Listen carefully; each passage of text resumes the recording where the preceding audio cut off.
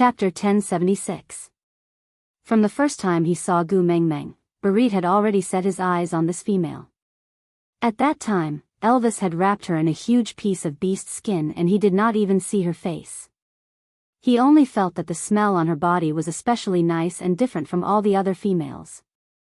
The first time they met, she raised her hand and slapped a male. This kind of action was very common in the beast world.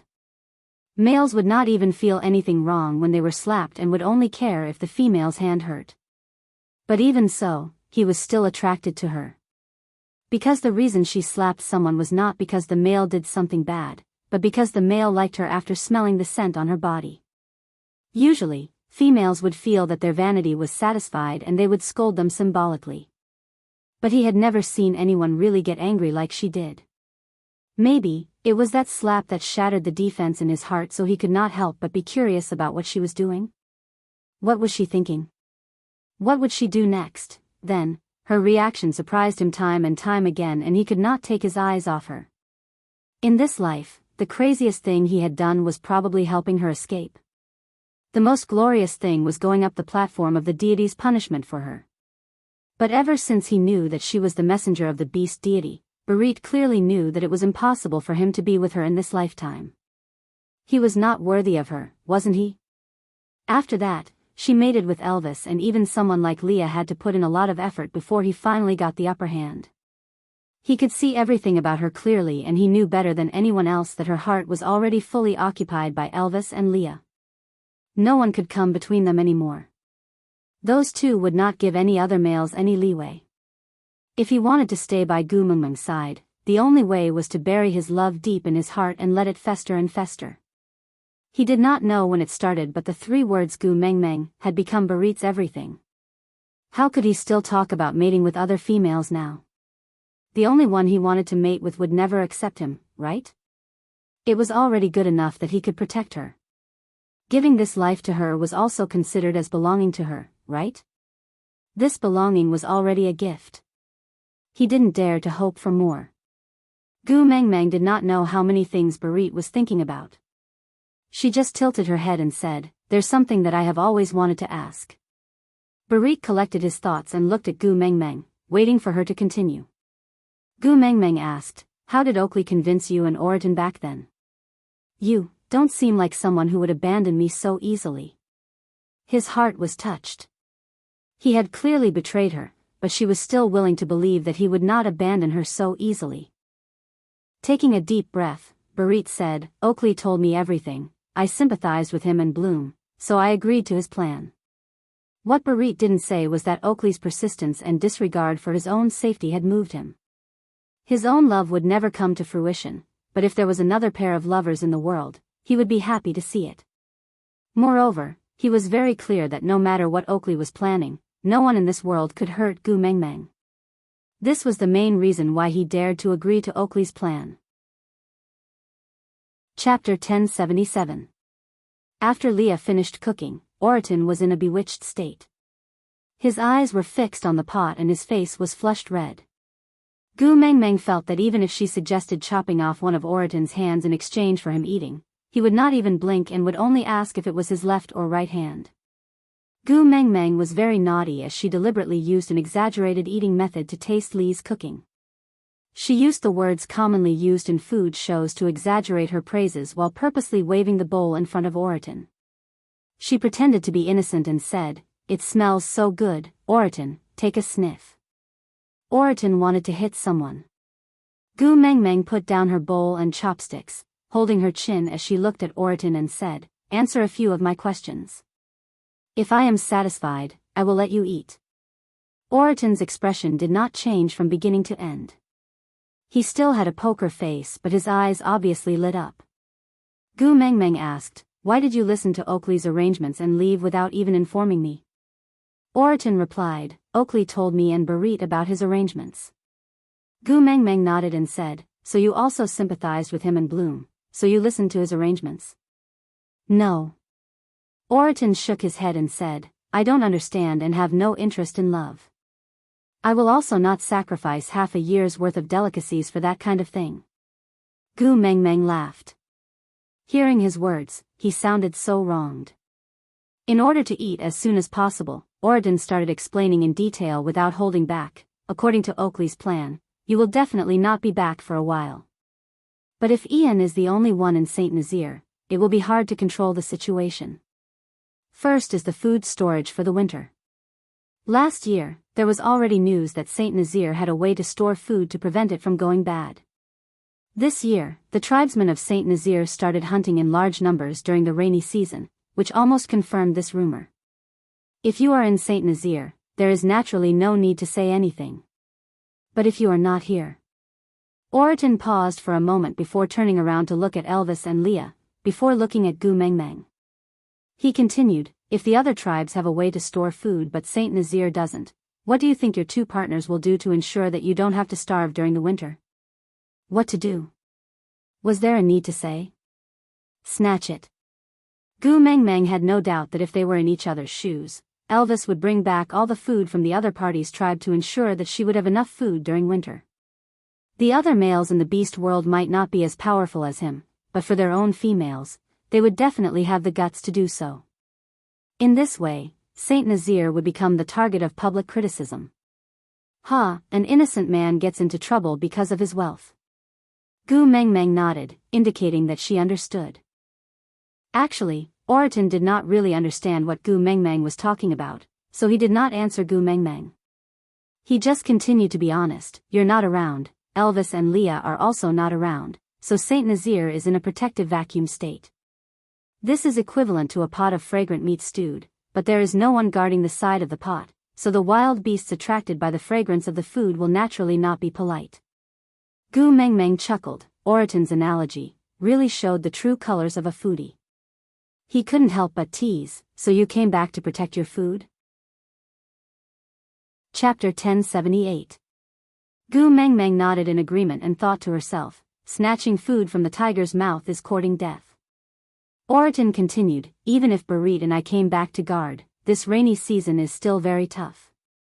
People come in waves, the land beasts patrol in the day and the Eagle Owl tribe guards the entire night. Once there's any disturbance, all the tribesmen will join the battle immediately. Even so, almost half of the food has been snatched away. Luckily, with last year's experience, we are especially well prepared this year. So even if a lot of food has been snatched away, it's still enough for everyone to survive through the winter. Gu Mengmeng nodded and felt a little more at ease. Actually, the reason why she dared to abandon the entire St. Nazaire and head to Sauter was mainly because the families of the 16 valued females she brought back from the beauty pageant all had powerful males. Each family had at least 1 or 2 4th-level beasts and at least 4 or 5 3rd-level beasts. This kind of strength was enough to look down on the entire beast world. In terms of the tribe's overall strength, no tribe was a match for them. But Gu Mengmeng had neglected one thing. These 16 valued females came from 16 different tribes. They were originally the most beautiful females in their tribes, and the males in their families were all extremely powerful in their original tribes. This led to a very serious problem. No one was willing to submit to anyone and they would only care about their own family's matters when faced with a problem. So Oakley arranged for Barit and Oriton to come back because they were the messenger's guards and had a certain status in the beast world. In addition, those females had a kind of blind admiration for Gu Mengmeng and even looked up to her guards. So the two of them had to come back. Not just to increase their fighting strength, but more importantly, to have someone who could make the decision when faced with a problem. They would not let St. Nazaire become a pile of loose sand and be defeated by others one by one. Oriton continued, the rainy season after the winter is better. There's plenty of water and food, but the following dry season is the second problem. Gu Mengmeng's heart skipped a beat and she frowned. Water source. Oakley had spread the news about the water source. Sauter was indeed the #1 battlefield, but those who did not dare to face Gu Mengmeng and the rest would naturally set their sights on St. Nazaire where the great demon king was not at home. After all, there was also a well here. Water in the dry season was equivalent to food in the winter, and the temptation was fatal. Oriton stared at the meat in Gu Mengmeng's bowl and swallowed his saliva. Then, he continued, luckily, Fei Rui has been guarding the well all this while. Once someone nears the well, he will let out a high-pitched warning sound and the tribesmen will rush over in time. These rounds of battles are really exhausting. Letting out a sigh, Oriton continued, if you had not returned, we would have been thrown into a new round of battle. Yes, the rainy season had arrived, and it was time to prepare food for the winter. If Gu Mengmeng was not around, the fight for food would definitely happen again. Gu Mengmeng sighed, feeling that she would not be able to spend this rainy season comfortably. Chapter 1079. It was not an exaggeration to say that Oriton's eyes were almost shooting out lasers, the kind of intensity that could shoot down a plane in the night sky. All the blood vessels in his body were about to explode, but he still looked at Gu Mengmeng with a poker face and asked, "Are you really giving it to me?" Gu Mengmeng felt like laughing at Oriton's expression. It was clearly written on his face that I will bite you to death if you don't give it to me, but his mouth still asked such an additional question. TSK, he was just being honest. She directly stuffed the bowl into Oriton's hands and said, "Here, eat it." Oriton did not even bother to say a word of thanks as he directly lifted the bowl and poured the contents into his mouth. Yes, using chopsticks was too slow. He had already suffered for more than half a year and every cell in his body was screaming for Li's food. He was really hungry and thirsty. Gu Mengmeng did not know whether to laugh or cry as she watched him eating. Those who did not know better would have thought that he was a starving ghost that crawled out from hell. Slow down, don't chew your own tongue too. Gu Mengmeng teased. Sorry, your good friend Oriton has already gone offline. Gu Mengmeng scooped another bowl and passed it to Barit, saying, you eat too, you've worked hard for so long. Barit was not as stubborn as Oriton about food. Although Li's food was indeed delicious, Barit felt that such exquisite food should be eaten by females. Males did not need to be so particular about food, but this bowl was given to him by Gu Mengmeng personally. Not to mention delicious food, even if it was a bowl of poison, he would not waste a single drop. Ian sat on the tree in a sickly state and lowered his head to look at Gu Mengmeng, saying, Hey, I leveled up. Gu Mengmeng looked up and squinted at Ian carefully. He still looked like a sickly prince, but if she looked closely, there was an extra feather above his ears. Now, there were 3 feathers growing vertically above each of his ears. Gu Mengmeng raised her head and narrowed her eyes. Gu Mengmeng chuckled and said, Hey, congratulations. Ian snorted coldly and said, Do you think I wanted to level up? It was all because you were not around for half a year and I was forced to work so hard to level up. TSK, still congratulating? What are you congratulating me for? A wave of beast pressure assaulted them without any warning. Ian fell from the tree and Oriton, who was eating, crashed his bowl onto the ground. Barit, who was sitting beside Gu Mengmeng, also fell to the ground. Even Leo was not spared. He stumbled and almost fell into the pot. Gu Mengmeng looked at Wabi. Little shit, what's wrong with you? Wabi glanced at Ian lazily and said, I'm not happy that someone is talking back to you in front of me. Gu Mengmeng chuckled and slapped Wabi on the shoulder.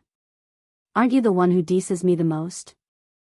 Wabi straightened his neck and said, That's different. I am the strongest, so I can fight you. Scum who can't even beat me, what right does he have to talk back to you? So what you mean is that you will protect those who are weaker than you and ignore those who are stronger than you? Gu Mengmeng stared at Wabi with widened eyes. Wabi nodded without hesitation. That's right. When Snake tortured you in the past, I didn't dare to make a sound. Chapter 1080. Wabi was dizzy from Gu Mengmeng's shaking. He raised his hand to smack her on the head and pushed her far away. What are you shaking for? My head is spinning. Is your brain filled with sh*t? In the entire beast world, only Snake was more powerful than me, but you took him in. Now, you are the only one more powerful than me. If you really want to put on a show of bashing yourself, what else can I do other than to sit by the side and watch? Go up and give you 2 slaps and say you are not allowed to bash yourself? Gu Mengmeng's head was red from the smack, but she was not angry. She suddenly laughed out loud and took a step forward. She lifted Wabi's chin with an evil smile. Little baby, How did you know that my mind was filled with you just now? Wabi felt a chill run down his spine. He was a cold-blooded animal and could not feel the cold, but this was the first time he felt as though his bones were frozen. Waves of nausea churned in his stomach. He raised his leg to kick Gu Mengmeng, but she beat him to it and stepped on his ankle, pressing him down. Gu Mengmeng was clearly very skinny, but her strength was not just for show. Especially when she was hitting Wabi, she did not hold back at all. Wabi was immobilized by Gu Mengmeng. Damn, he felt as though he was an emperor being countered by a weak attacker. So damn ashamed. The bumps all over his body fell to the ground. Wabi glared at Gu Mengmeng fiercely. Get lost. Who the hell are you calling little baby? You are the little baby. Your entire tribe is little baby. Little shit, are you shy? Ha ha ha. Gu Mengmeng suddenly had a wicked sense of humor. She laughed sinisterly like a thief. Heh heh heh, go ahead and scream. Even if you scream until your throat breaks, no one will come to help you. Wabi stiffened his neck and howled. Hey, little wolf. Your female is in heat. Why aren't you bringing her back to the cave to settle it? Don't let her out to harm others. Gu Mengmeng did not give off any scent of the fox's seductive fragrance. She was not in heat at all. Elvis and Leah knew this very well. Moreover, the smile on Gu Mengmeng's face was really not related to lust at all. That was the expression of a little demon pranking someone. In this world, Wabi was probably the only one who could argue with Gu Mengmeng like this without Elvis and Leah feeling the slightest bit jealous. Elvis, who was singled out, chuckled and said, "You are powerful and loyal to Xiao Meng. If she has the intention to accept you, it will be a good thing for our family. I don't oppose it. I advise you to give in. You can't win against her anyway." Wabi's fangs began to tremble. F***K. What kind of family was this? Turning his head to look at Leah, Wabi said, "Hey, coquettish fox, hurry up and control your female. Your female is crazy." But Leah waved his tail and said coquettishly, my heart is still pounding from the beast pressure you released just now. I will slow down, you hang in there first. Good luck, I have high hopes for you." Gu Mengmeng laughed out loud. She gripped Wabi's arms tightly with both hands and stepped on his legs. And because Wabi was sitting down, Gu Mengmeng's entire body was like a slanted board, forming a right triangle with Wabi. She grinned so hard that her eyes were squinted and she even raised her brows at Wabi. Aside from the topic, that's all for today's update. See you tomorrow. There shouldn't be any problems with teasing little shit, right? Chapter 1081. Wabi had no choice but to admit defeat. Gu Mengmeng, you are my ancestor. I was wrong, alright? Can you clear your F***king head? Gu Mengmeng pushed Wabi to stand up. She clapped her hands. Tisk, so boring. Admitting defeat so quickly. Wabi flexed his wrist, which had almost been broken by Gu Mengmeng. He said fiercely, "If I don't admit defeat, I will not be able to keep my chastity in my old age. Are those two in your family not enough to satisfy you? Why don't you consider taking in 2 more strong partners to fill the emptiness? I think those 3 are not bad." Wabi casually pointed at Barit, Oriton and Ian. Ian was the first to explode. You are giving something that you don't even want to me? Wabi narrowed his eyes. You are just a bird and you dare to despise the saintess of our Snake King Valley? You must be tired of living. Ian's face was flushed red, but he could not say a word. He could not refute. Although he could fly, Wabi could easily slap him down from the sky with his beast pressure. He could not beat him. Oriton said in a low voice, "If food is included." I don't mind. Leah chuckled. I mind. Let me tell you, you better not have any designs on my Gu Mengmeng. Otherwise, I will make sure you have no cooked food to eat for the rest of your life. Oriton nodded his head cautiously and said, Don't worry, I am only interested in food. As for females, Oriton looked at Gu Mengmeng seriously, but still shook his head and said, I feel that females are not as attractive as a plate of roasted meat. The great messenger is a little special. Probably 3 days' worth of rations, no more. Gu Mengmeng face-bombed. Damn it. Previously, Sandy had pushed her out of solder for a portion of fruits. Now, Oriton was stabbing her in the back. Losing to roasted meat was so depressing. She felt like she was in a daze. Barit remained silent. He knew this was a joke. A joke that made him feel suffocated. He desperately wished it was real. Unfortunately, a joke was just a joke. Apart from him, no one would take it seriously. So Barit lowered his head and sat quietly on the spot. He tried to calm his surging emotions from Wabiai's casual pointing. He, unworthy. The noisy dinner ruined the quiet night, and the cave, which had not been inhabited for a long time, seemed to have warmed up a lot. When Gu Mengmeng returned to the cave to sleep, it was already dawn. This was the good thing about the cave. There were no windows. As long as she lived in it, the time outside would not affect her. Gu Mengmeng, who had planned to have a good sleep for a day and a night, was woken up by someone when she was deep in her dreams. Damn it. Damn it. Damn it. Ever since she inherited Snake's ability, her hearing was as good as having a loudspeaker in her ears. Even the slightest movement could be heard clearly. This obvious fighting sound was like a series of kicks being thrown into her ears. Gu Mengmeng sat up abruptly and realized that Elvis and Leah were no longer in the cave. Needless to say, the ones fighting at the door were definitely the two of them. Gu Mengmeng rolled up her sleeves and walked out in an aggressive manner. As she walked, she hollered, sparing people from their dreams is like killing their parents. Damn it, which one of you doesn't want to live anymore? How dare you disturb my sleep? The fighting sound stopped abruptly. Elvis and Leah ran in together. One hugged Gu Mengmeng firmly while the other hurriedly handed her a cup of water. After all. Chapter 1082. Gu Mengmeng's entire body was emitting a dark aura. The lack of sleep had caused her to be in an extremely bad mood.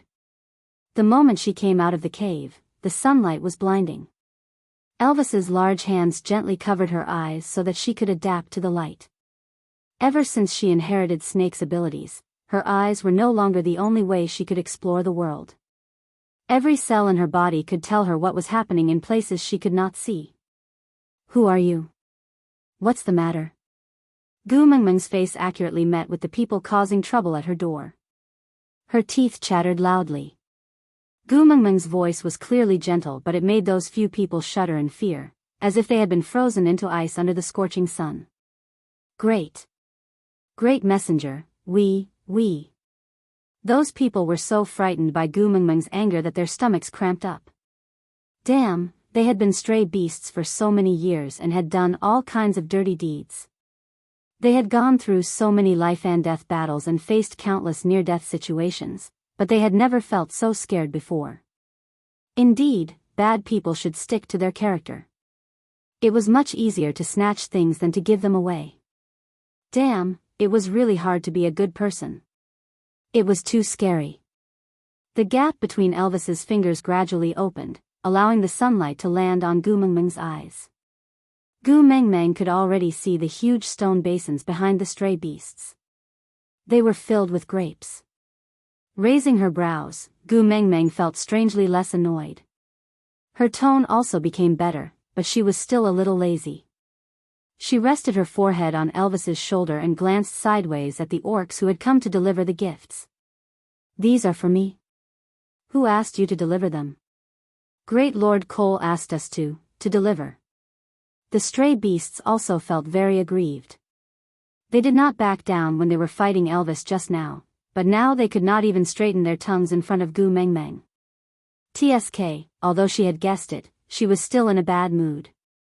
Rolling her eyes, she said, "Take them away, I don't want Cole's things." With that, Gu Mengmeng turned her head back to Elvis's shoulder, indicating that she wanted to return to the cave to continue sleeping. Upon seeing Gu Mengmeng's reaction, the stray beast immediately said, "But these fruits were personally plucked by young master. Sir Cole is only helping young master to deliver them. Great messenger, please don't waste young master's filial piety." Gu Mengmeng paused and turned to look at the stray beast. Seeing that he was stuttering from the very beginning, this sentence came out so smoothly. Someone must have taught him, right? Young master. Gu Mengmeng did not bother about who had taught him to say that sentence, because she did not need to ask to know, and she did not want to hear that name again. The stray beast saw that Gu Mengmeng had indeed stopped in her tracks after following Cole's instructions. Even her reaction was exactly as Cole had predicted. He felt more assured and did not stutter so much. He nodded and replied, "Yes, young master Qixuan." Gu Mengmeng frowned. She was in a very bad mood. She did not want Qixuan to have anything to do with Cole, but Qixuan had been kept by Cole's side for so long that even the stray beasts had to call Qixuan young master. What the f***ck? Qixuan was not Cole's son. But there was no point in talking to these small fries. Gu Mengmeng clenched her fists and said, "I know, leave the things here and scram." Chapter 1083. Gu Mengmeng squatted beside the few big basins of grapes and reached out to pinch one before sending it into her mouth. Elvis snatched the grape away from Gu Mengmeng's lips and with a nimble tongue, he sent the grape into his mouth. After chewing for a while, he said, "The taste is very mild, but it was indeed plucked by Qixuan. But since it was sent by Cole's men, I have to be on guard. You can only eat it if I am fine before nightfall, understand?" Gu Mengmeng said helplessly, "Have you forgotten that I have snake's poison in my body? In the entire beast world, I am the most poisonous person. Other poisons cannot harm me at all. Even if there is poison, it will be neutralized by snake's poison."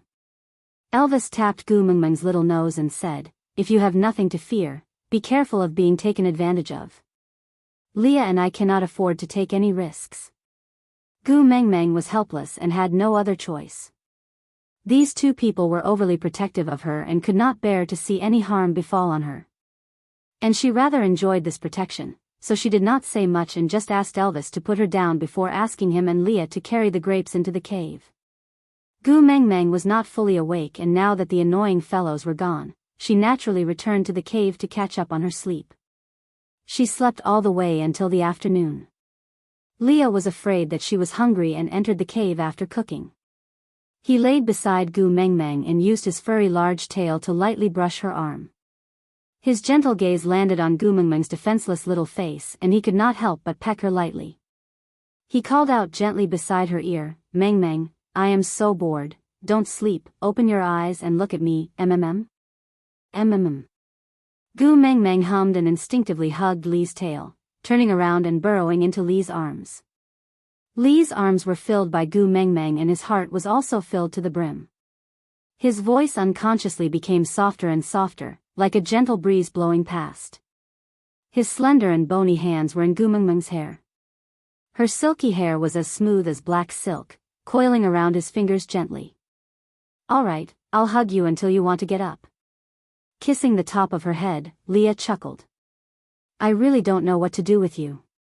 She did not know if it was because Lee's gaze was too hot or because Gu Mengmeng had had enough sleep, but after a while, Gu Mengmeng raised her head and gave him a sweet smile even before she opened her eyes. Her voice was a little hoarse and carried the unique tenderness of a morning. It was just one word, but it moved the corners of Lee's lips. He pinched Gu Mengmeng's little nose and said, "I was afraid that you would be hungry and hoped that you would wake up earlier. I also yearned for your dependence and wanted you to sleep a little longer in my arms. I really don't know what to do with you." Gu Mengmeng smiled as she buried her face into Lee's chest and rubbed against it. "Yeah, I'm really hungry." Leah carried Gu Mengmeng up from the bed and carried her out of the cave. As he walked, he said, "The food has already been prepared, just waiting for you to wake up." Gu Mengmeng was still hugging Lee's tail in her arms. After waking up, she was like an angel, radiating a bright and gentle light. She was the complete opposite of the little demon she was in the morning. Chapter 1084. Gu Mengmeng turned to look at Elvis, who chuckled as he sat beside her. I saw that the table in Sauter's stone castle was quite suitable for you. It was troublesome to move it around, so I made one for you while you were asleep. Do you like it? Gu Mengmeng smiled and nodded. Although it is delicious to eat by the fire, I still prefer to sit at the table properly. Elvis had already noticed this, so he made a table for her the moment he came back. I will make a smaller one and place it in the cave. This way, you can eat at the table during winter. Elvis rubbed Gu Mengmeng's little head gently. He would give her whatever she wanted. Gu Mengmeng nodded. Then, she looked at Oriton, who was circling around Li's stone pot, and Barit, who was standing in the shade and staring at his toes. Since you are here, come and sit here. There were 3 stone stools on each side of the rectangular table. The one in the middle was covered with a thick layer of beast skin. It was obviously Gu Mengmeng's seat. Elvis and Li's seats were naturally on the left and right of the table. Wabi-Ai was already seated in the middle of the 3 stone stools opposite them. Although he did not care much about these cooked foods and the portions were too small, he still enjoyed eating with Gu Mengmeng. He felt that there should be a seat for Snake on this table. Since Snake was not around now, he would occupy the seat for Snake first. Oriton and Barit sat on the left and right of Wabi-Ai. Meanwhile, Leah directly placed the large stone pot on the table and distributed their own bowls. It's still the most comfortable to eat at my own place. After eating her fill, Gu Mengmeng stretched lazily and leaned into Elvis's arms. She watched as Oriton cleaned the cutlery without any prompting. Meanwhile, Leah went into the house to take out a large plate of grapes and fed them to Gu Mengmeng one by one. Leah was a witch doctor and was from the same snow fox tribe as Cole.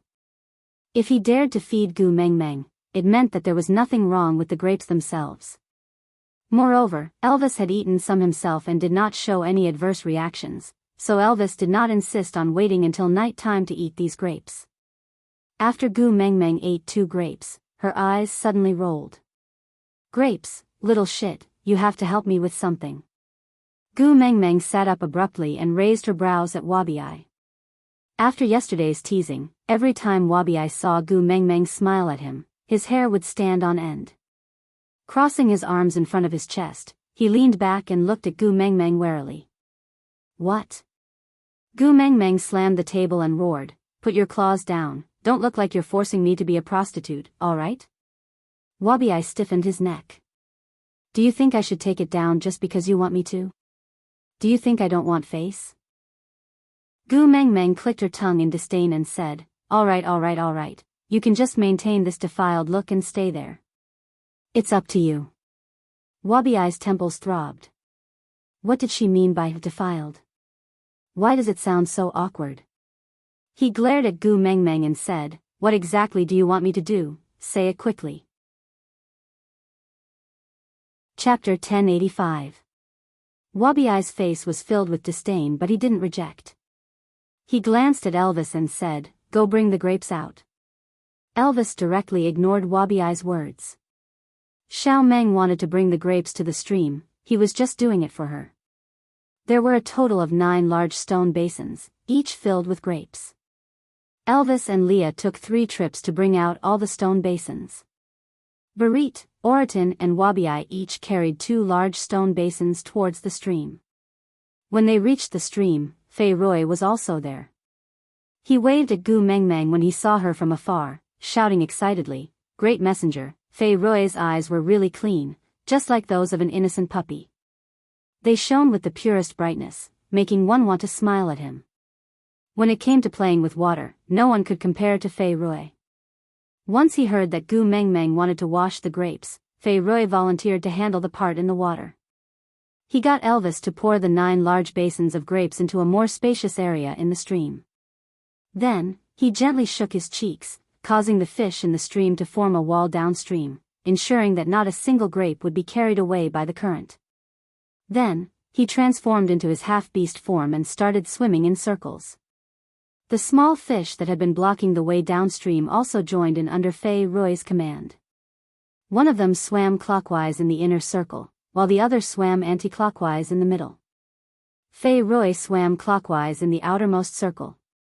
The grapes danced back and forth in the 3 layers of water, as if they were little fairies that had fallen to the mortal world.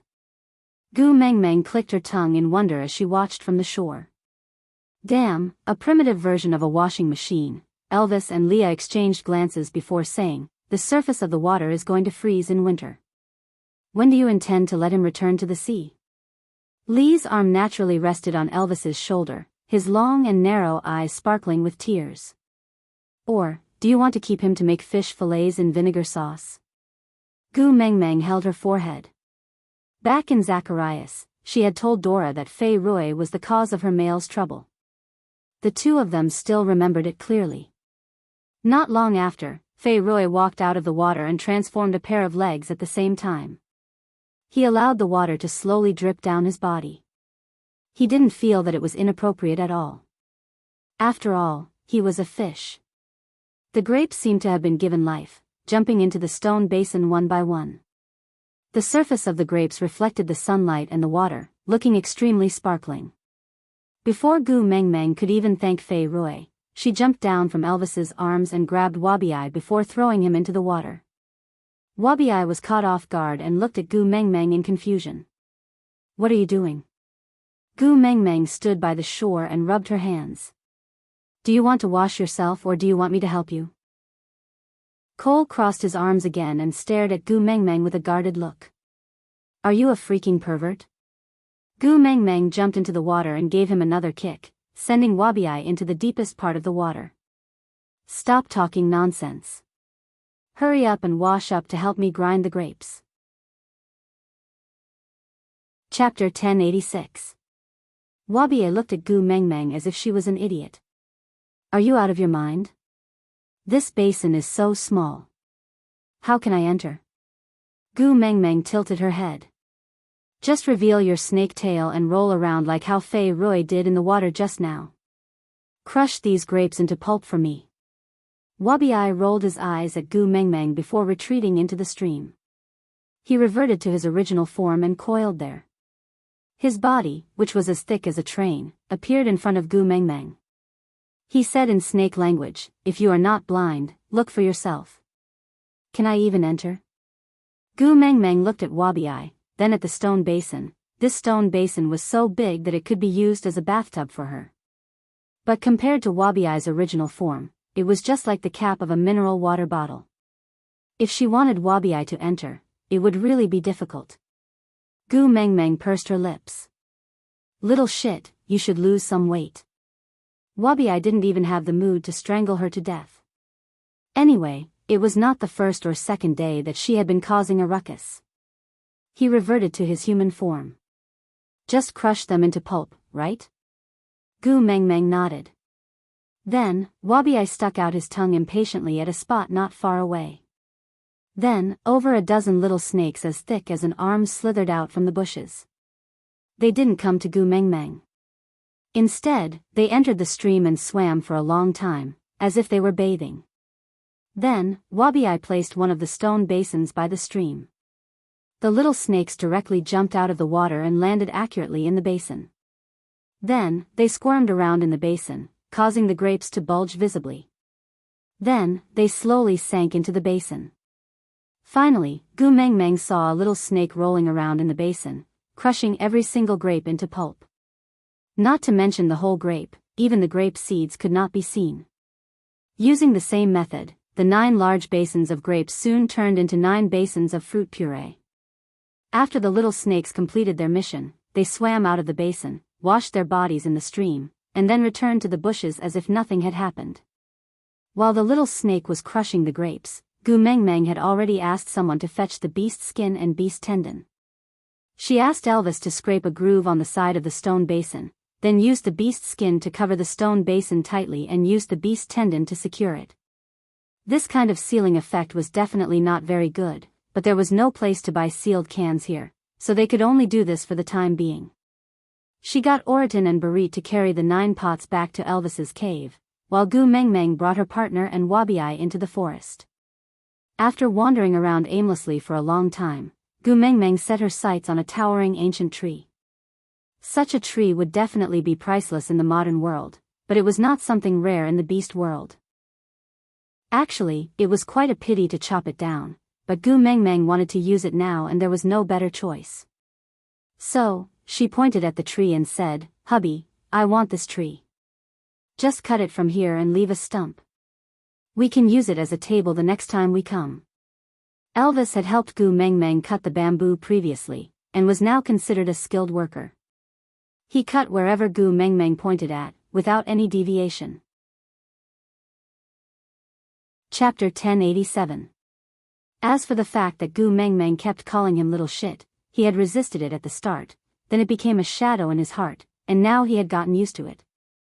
A person's ability to accept was really very strong.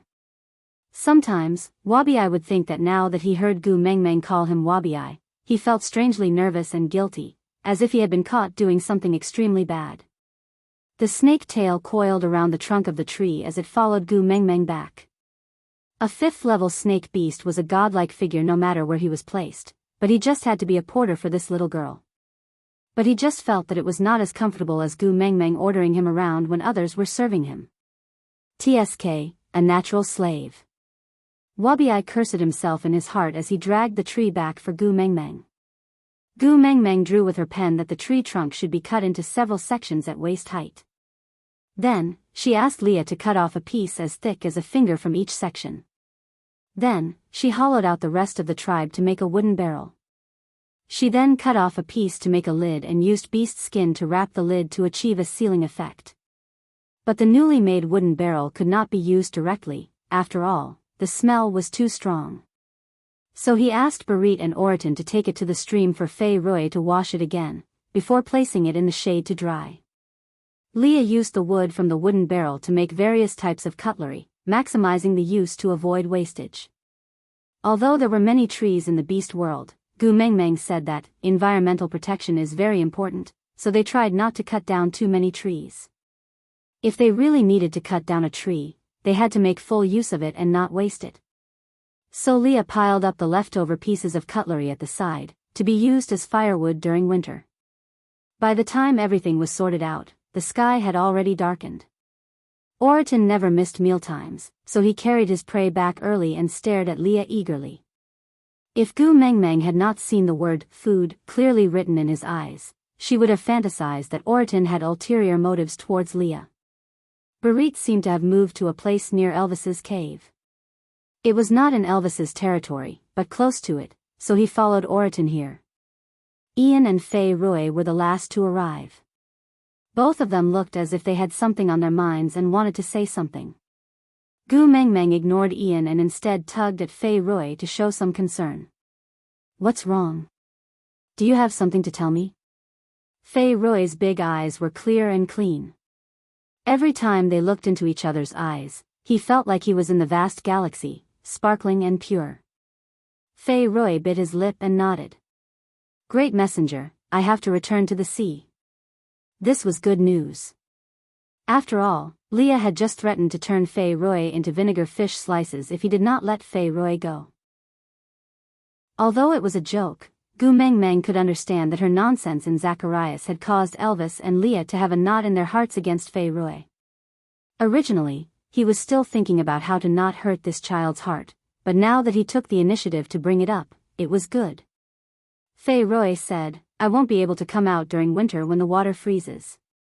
Although I don't lack food, I will still feel lonely alone. So I want to return to the sea to see my sister before winter arrives. I will come back during the rainy season next year. Is that okay?" Chapter 1088. Fei Rui shook his head. "I am Fei Rui from Saint Nazaire. I am no longer the Prince of Bridges." Gu Mengmeng glanced at Leah guiltily, then at Elvis. She didn't dare to reply. Leah was satisfied with Gu Mengmeng's reaction. He wagged his tail.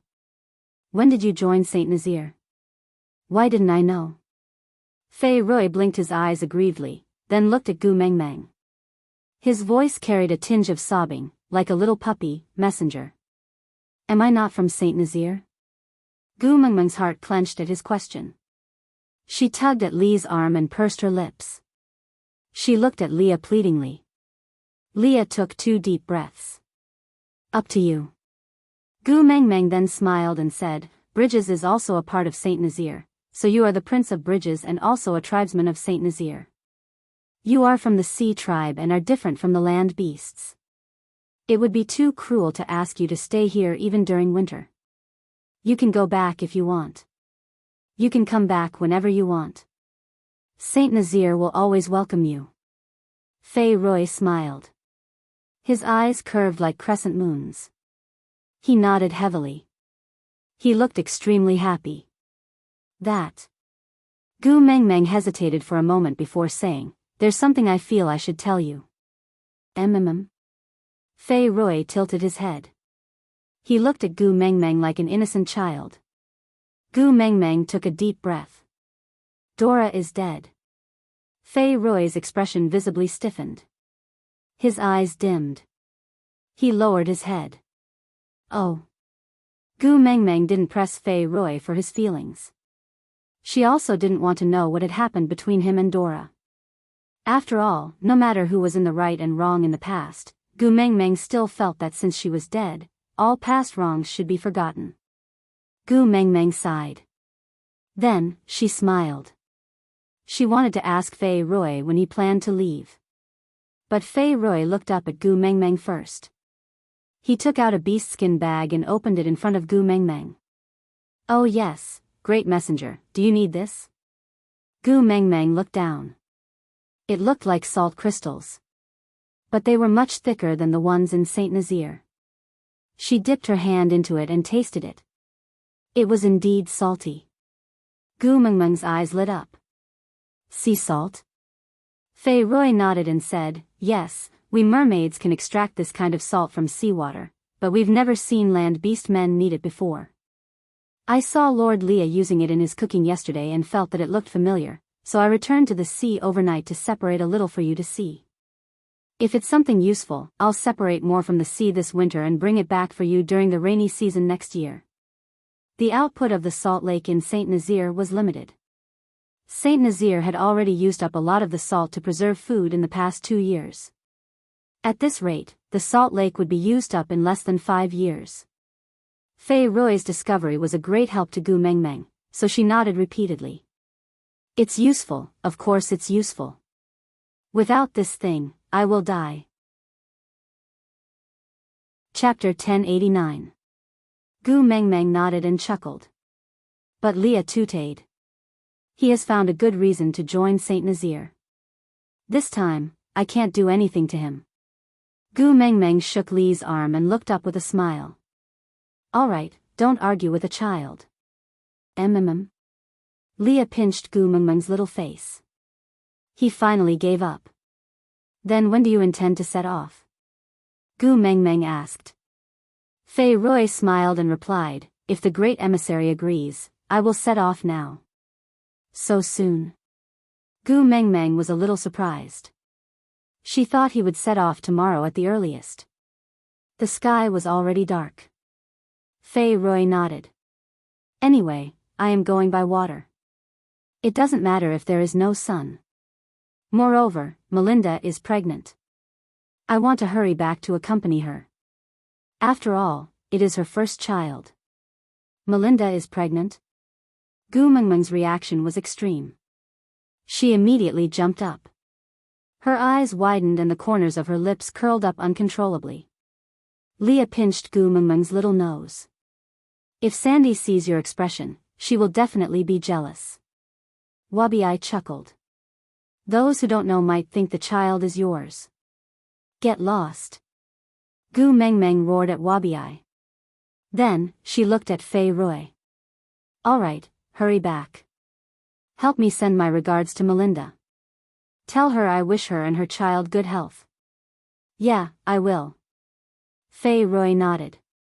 Then, he tilted his head with a smile. Then, great messenger, please enjoy your meal. I will take my leave. Gu Mengmeng insisted on sending Fei Rui off. After all, they would be separated for an entire winter. Elvis and Wabi accompanied Gu Mengmeng to the well to send Fei Rui off. Leah stayed behind to watch over the pot. After watching Fei Roy jump into the well, Gu Mengmeng rested her head on Elvis's shoulder. Actually, he didn't wish for Dora to die. I saw it just now. He was very upset when he heard the news of Dora's death. Elvis tightened his grip around Gu Mengmeng's waist.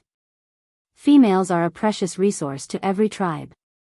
No matter how weak Fei Roy is, he was once the leader of a tribe. Dora was also someone he valued before.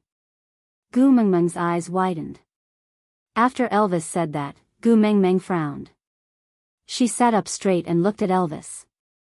So, before I came, Sandy and Maya were also people you valued? Elvis was stunned for half a second before he laughed. Are you kidding me? Before you came, St. Zay was just a place for me to relieve my boredom. In other words, he didn't care about the tribe, let alone the females in the tribe. In the past, if it wasn't for Leah who kept persuading him not to kill females for the sake of the tribe, how would Nina survive till now? He would have died 800 times over. If a perfect female was like that, what about a half-beast female? Gu Mengmeng thought about it and agreed, so she chuckled and leaned back on his shoulder. Hubby, am I so petty? The thought of someone else being important to you makes me feel uncomfortable. I like how petty you are. You have to maintain it, understand? Elvis kissed the side of Gu Mengmeng's face. Gu Mengmeng pursed her lips and chuckled. She nodded in response. Wabi rolled his eyes at the side. You only know how to flaunt your love for each other all day long. TSK, the entire world is filled with the sour stench of love. Digression. Chapter 1090. By the time she returned to the cave, Leah had just served the piping hot meal on the table. Meanwhile, Oriton was using his life to act out the longing for her with paralysis. Gu Mengmeng felt that Oriton had never looked forward to seeing her so much in his life. Gu Mengmeng could not compare to a bowl of meat. Barit sat quietly at the dining table. That was the spot he had sat at in the afternoon. For some reason, that seat seemed to belong to him. He just wanted to guard it and not let anyone else sit there. Ian leaned against a tree with his arms crossed, still looking at Gu Mengmeng with a sickly look. Gu Mengmeng paused when she walked past him and asked, You have something to tell me too, right? Why, is your sister going to give birth too? Ian rolled his eyes at Gu Mengmeng. He wanted to rebuke her, but held himself back because of Wabi beside her. He just said, Mandy confessed to me. Mandy was one of the 16 valued females brought back from the beauty pageant. She was crowned the first beauty of the beast world by Gu Mengmeng because she had recruited the most warriors to enter Saint Nazir at the same time. Gu Mengmeng thought about it. It seemed that ever since she told everyone the story of the flying bird and the fish, Mandy had been especially attentive towards Ian. She was sure that the flying bird in the story was Ian. She did not know whether it was her maternal instincts overflowing or she had a special desire to conquer males who had been hurt in love. Anyway, this Mandy had been trying to please Ian for a long time.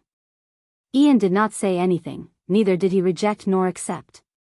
But he had never given other females other than Mandy the chance to please him, so Gu Mengmeng was not surprised.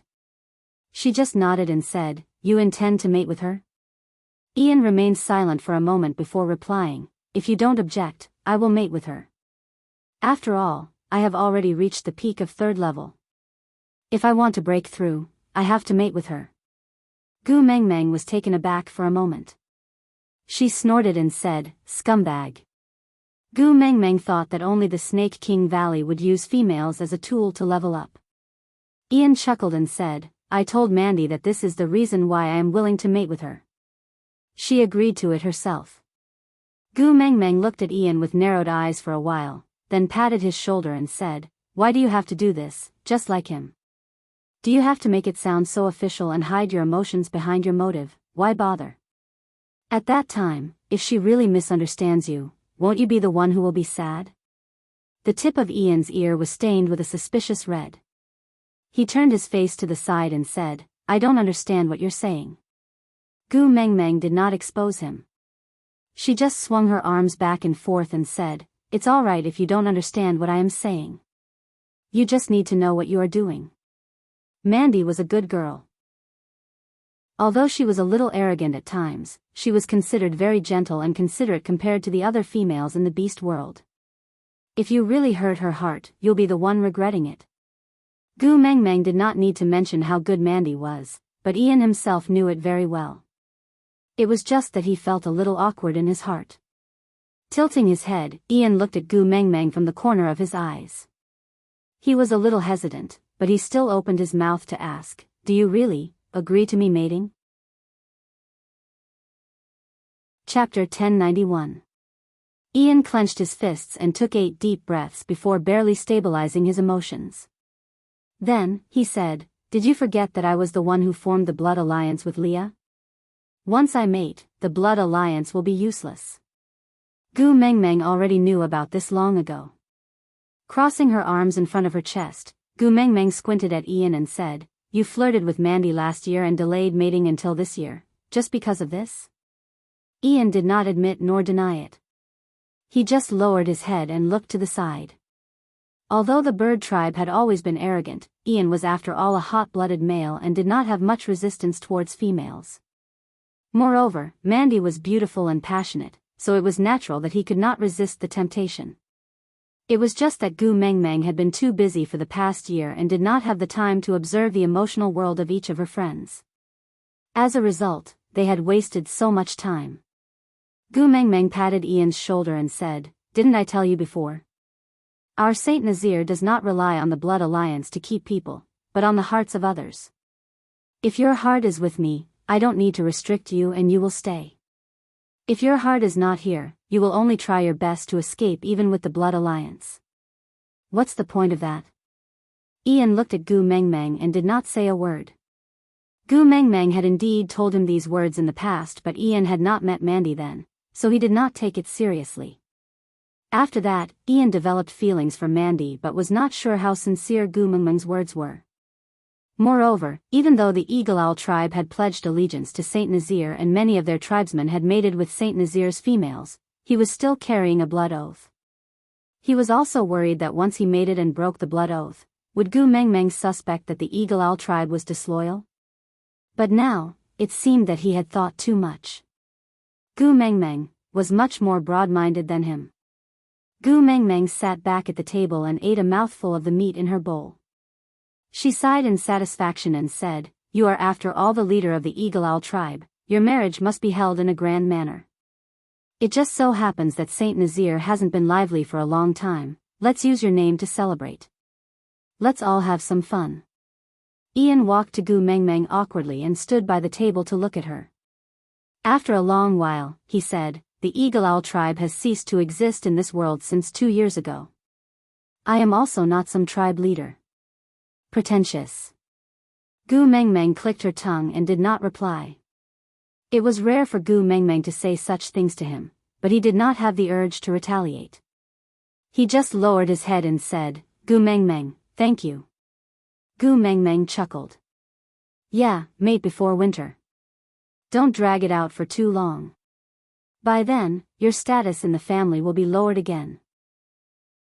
Ian gritted his teeth and said, Man will only accept me as her partner this year. My position in the family will not be much lower." Man. Gu Mengmeng looked at Ian meaningfully. Ian's ears turned even redder. He flapped his wings and said, "Since you don't have any objections, I'll go and tell Man. I won't disturb your meal."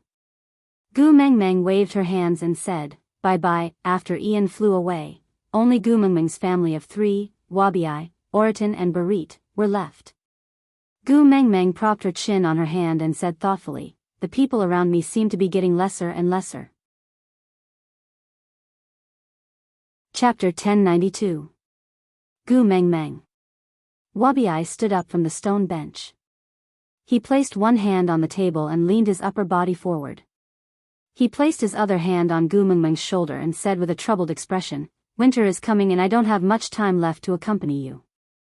Hurry up and do whatever you want to do, or else I won't be able to do it with you once I hibernate." "Ah, you have to leave too." Yes, Wabi had to return to the Snake King Valley twice a year, during the winter and dry seasons. Once the snow sealed the mountain, Gu Mengmeng could only stay in the cave with Elvis and Leah for at least 2 to 3 months. During the first winter, she and Elvis had just become partners and were in their honeymoon period. Later on, Leah barged in and the three of them stayed together in all sorts of awkward situations. Coupled with the fact that she was groggy due to her pregnancy, time flew by unknowingly. During the second winter, she went to solder because of Cole's scheme. Other than Elvis and Leah, there were still the 3 little ones by her side. Although she was worried that Qi Xian was always hanging out with Cole, they were still a lively family and time passed quickly. This year, there was only her, Elvis and Leah left. Gu Mengmeng lowered her head and chuckled. In the past, I spent the entire year alone and didn't feel lonely. Now that I'm used to having many friends by my side, I can't get used to the sudden silence. Gu Mengmeng turned to look at Elvis and smiled dejectedly. Hubby, am I too greedy? Elvis's heart ached at the look of disappointment on her face. He kissed her brow gently. Why don't we dig the underground of St. Nazaire too? Then you can find whoever you want to play with during winter, alright? Gu Mengmeng shook her head. Sandy is not around and I don't have any friends to play with. Then I'll ask someone to fetch her back to accompany you. Elvis felt bitter. He had schemed with Leah for so long before he finally got rid of the 4 little ones and Sandy finally stopped fighting with them for his affections. But now, he had to fetch her back with his own hands. TSK, Sandy was indeed his #1 love rival. He had to be wary of her. Gu Mengmeng shook her head. Sandy has her own life, I can't always let her revolve around me. Upon hearing this, Elvis heaved a sigh of relief. Wabi cleared his throat and said, how about I stay behind to accompany you this winter? Gu Mengmeng pursed her lips and looked at Wabi in disdain. You always sleep like a log every winter. Other than taking up space, you are useless. What's there to compensate? More importantly, hibernating outside the Snake King Valley was not safe for Wabi. Be it temperature, humidity, or other factors, they were all unknown. For animals, the unknown was equal to danger. Although Wabi was very powerful, Gu Mengmeng was unwilling to let him take such an unnecessary risk. Besides, you know that I hate snakes, I hate shit, and I hate snakes that look like shit. You have all 3 of them, and you still want to sleep in my cave for the whole winter. Aren't you afraid that I won't be able to control myself and make you into snake soup? Chapter 1093. Gu Mengmeng laughed dryly. Damn, you have reached a whole new level of self-deprecation. Respect, respect. Wabi lifted his chin and took it as a compliment. He mimicked Gu Mengmeng and cupped his fists. Well said, well said. After the hubbub, everyone dispersed. The next morning, Gu Mengmeng woke up early, which surprised Leah and Elvis. They circled the large stone basin like a baby and giggled for a long time before leaving the cave. Oriton had yet to return from his hunt. According to Gu Mengmeng's usual schedule, her breakfast would only start in another 2 hours or so. However, she had woken up early today, causing Oriton, who shared his meals with her, to be unprepared. Barit and Wabi were standing near the entrance of the cave. They were also surprised to see Gu Mengmeng come out so early. Barit didn't say a word, but Wabi looked up lazily. Why? You can't bear to see me leave? So you're making use of the time to get used to me? Gu Mengmeng didn't retort. She just chuckled. I have to order you around while you can still move. Wabi's eyes lit up the moment he heard that. He straightened his back and asked Gu Mengmeng, who do I want to beat up? When do I go? Gu Mengmeng chuckled. Wabi was the most warlike person in this world. But it was rare for him to be so energetic. Gu Mengmeng didn't want to explain that he was overthinking. She just smiled and told Barit. Gather all the single males in the tribe and follow me out after breakfast. All right. Barit remembered that he had already given his life to Gu Mengmeng. So he didn't need to differentiate between right and wrong when it came to Gu Mengmeng's orders. He would do whatever she said. Wabi clicked his tongue. What's the point of gathering so many useless people? Isn't it enough to have me? Gu Mengmeng thought about it and smiled in a flattering manner. Then our great Wabi must be seen by everyone in the world. Wabi instantly felt a chill down his spine. He looked at Gu Mengmeng defensively. Are you trying to harm me? Gu Mengmeng nodded calmly. I want to turn you into snake slices and eat you. Wabi snorted in disdain. I'm afraid you'll die from overeating. While they were fooling around, Oriton had already returned from his hunt. Seeing that Gu Mengmeng had already woken up, he was first taken aback before his expression loosened. It was obvious that he was in a good mood. We can start eating early today. What a pleasant day. He still had a poker face, but Gu Mengmeng could almost see the colorful flowers blooming on top of his head spinning, as if he had activated the special effect of beautification. Holding her forehead, Gu Mengmeng felt that her cuteness might have gone awry. Elvis and Leah did not know what Gu Mengmeng wanted to do, but they were happy to see her full of energy. He had been worried that she would be depressed over Fei Roy's departure, Ian's mating, Wabi's hibernation, and Sandy's absence. Oriton was in a good mood because he had an early breakfast, because having an early breakfast meant that he could have an early lunch and then an early dinner. Wabi was also in a good mood because there was a fight to fight. The single males in the tribe were also very happy.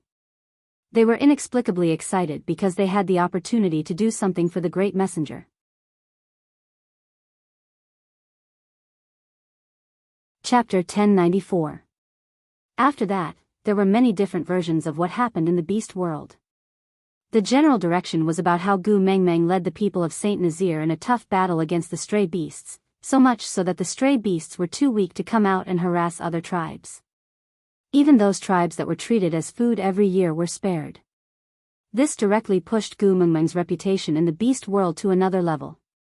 Of course, there were many people who added fuel to the fire, such as spreading information to guide public opinion and ordering the stray beasts not to go out and hunt during this winter. However, these were all stories to be told later, so let's not talk about it for now. Everyone except for Gu Mengmeng herself was dumbfounded when she saw Gu Mengmeng standing by the lake with her arms crossed in front of her chest. Gu Mengmeng smiled and asked Elvis, "Do you still remember this place?" Elvis looked around, then nodded with a chuckle, saying, "I remember, I came here before." Gu Mengmeng chuckled and said, "Yeah, I just wanted to go down and touch a lotus root, but you thought I was going to commit suicide and threw a huge tantrum at me. Silly girl." Elvis rubbed Gu Mengmeng's little head and sighed, thinking to himself that he was not throwing a tantrum at that time. He was scared stiff by her. He thought she was going to transmigrate back and abandon him. The moment he saw her enter the water, he even held his breath, his heart forgot to beat and his pupils dilated instantly. He could still remember the feeling of his blood freezing at that time. At that time, he deeply felt fear and terror. The feeling of watching her slip through the cracks of his fingers, trying his best to hold onto her, but unable to touch her despite the ripples in the water. Even now, when he thought about it, he still felt like his heart was being pricked by countless needles. Gu Mengmeng did not refute and only took 2 steps back, saying, "I won't go near the water surface, I will just stand here." "You won't be worried like this, right?" Elvis chuckled and kissed Gu Mengmeng's forehead, saying, "Go down if you want to, I'm not worried." Gu Mengmeng was taken aback. She clearly remembered that Elvis looked like he was possessed the moment she got close to the surface of the lake. Now he suddenly said that he was not worried. Elvis pulled Gu Mengmeng into his arms and said, "At that time, I was too uneasy. I was worried that I was nothing in your heart, worried that you would abandon me without hesitation, worried that there was nothing in the beast world that was worth your nostalgia. I was too afraid that you would smile at me and say goodbye before falling into the lake, sinking all the way down to a place where I can no longer reach." At that time, she had not mated with Leah yet. Elvis always felt that she only loved Leah and not him. No matter how many times she said that, he just thought she was comforting him. From the bottom of his heart, he did not believe that she had feelings for him. Did he really think that she could abandon him at any time? So no matter how tormented his heart was, he still tried his best to bring her and Leah together, just so that he could place a little more bargaining chip on her scale. As long as she hesitated for a second when she wanted to leave, it would be enough for him to catch her in time. At the end of the day, it was the incident of her jumping into the lake when she was heartbroken that had traumatized Elvis. Now, he said he was not afraid anymore. So. Chapter 1095. I'm sorry. Elvis hugged Gu Mengmeng and planted a kiss between her brows. His eyes were filled with adoration. I didn't believe this earlier. Gu Mengmeng hugged Elvis back and rested her chin on his chest. It's not too late to believe it now. Gu Mengmeng tiptoed and kissed Elvis on the chin. Then can I enter the water? Elvis lowered his head and held the back of her head with one hand. He quickly kissed her lips, which she was about to pull away from. After a long lingering kiss, he said gently, I will accompany you. Whenever Gu Mengmeng was around, everyone's gazes would unknowingly be on her. This resulted in this kiss being a public performance. Although they had been married for 2 years and had given birth to 4 children, Gu Mengmeng still felt it was inappropriate to display their affection in public. Blushing, she plunged into the water. Following that, 2 splashing sounds could be heard. Elvis and Leah must have jumped in right after her. Gu Mengmeng swam for a while before popping her head out to take a look. She realized that her 2 men and Wabi-ai were all in the water. But, they were clearly standing. Damn, height was indeed her weakness. The lotus flowers had already wilted.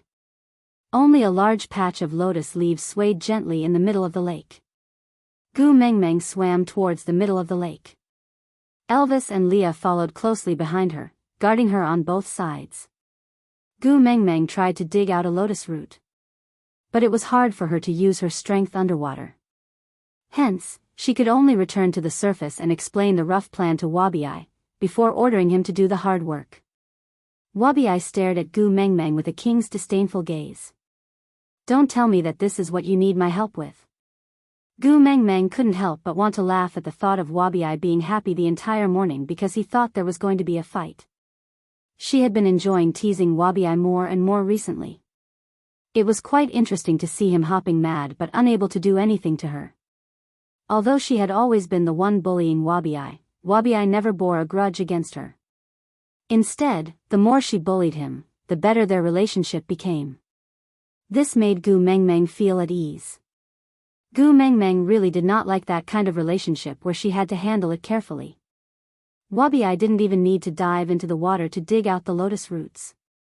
In his half-beast form, he used his snake tail to probe into the mud, and with a casual tug, a huge lotus root was pulled out of the water along with the mud. Wabi-ai did not hold back at all and directly threw it at Gu Mengmeng. Elvis quickly caught the lotus root that was as thick as Gu Mengmeng's thigh, then looked at her in a daze.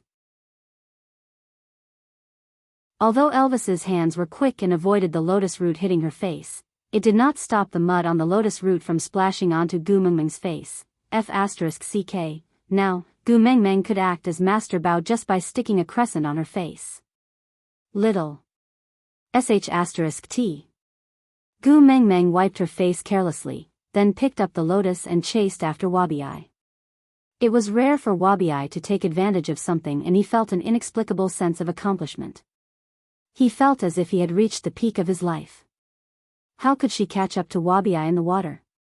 Even if she had the kiss of the beast god, she wouldn't be able to swim faster than a snake.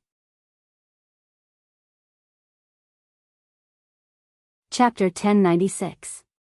The truth was, Wabi-ai still came up after all, and Gu Mengmeng did not really slice him into slices and stew the lotus roots. That was because he had plucked almost all the lotus roots in the water before coming up. At that moment, Gu Mengmeng only had eyes for the lotus roots and had long forgotten about chopping Wabi-ai.